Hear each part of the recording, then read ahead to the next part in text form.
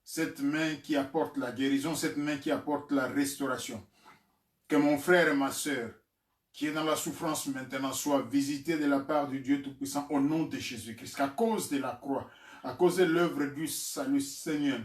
Que celui qui est malade, celle qui est malade, retrouve la guérison au nom de Jésus-Christ. Peu importe ce qui se passe, peu importe la complexité de la maladie. Seigneur, c'est de façon miraculeuse que toi tu guéris.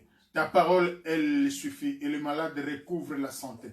Que cela soit fait maintenant pour mon frère et ma soeur au nom de Jésus-Christ. Que celui qui est tourmenté personnellement, individuellement ou tourmenté dans la famille à cause de cette pandémie, Seigneur, que le temps vienne, Seigneur. Que tu fasses la différence, que le temps vienne, Seigneur. Le monde a échoué, toi tu peux. Ta parole suffit, Seigneur. Une parole qui est relâchée, qu'elle aille toucher ce frère, cette soeur, cette personne qui est malade, qui souffre maintenant et que la guérison survienne promptement. Au nom de Jésus-Christ. Quels soient les problèmes que nous traversons, qu'ils soient liés à la maladie ou non, Seigneur. Tu es Dieu. Tu es vivant et tu es tout-puissant. Tu es capable. Tu peux agir. Tu peux intervenir en faveur de ton peuple. Simplement par grâce, par faveur, Seigneur. Nous ne le méritons pas. La grâce est venue en Jésus-Christ, puisque nous avons reçu Jésus comme Seigneur et Sauveur dans nos vies, Seigneur. Ta faveur est pour nous, Seigneur. Merci. Regarde mon frère, regarde ma soeur, que maintenant il retrouve la paix. Retrouve la joie, retrouve la santé. Au nom de Jésus-Christ, Seigneur.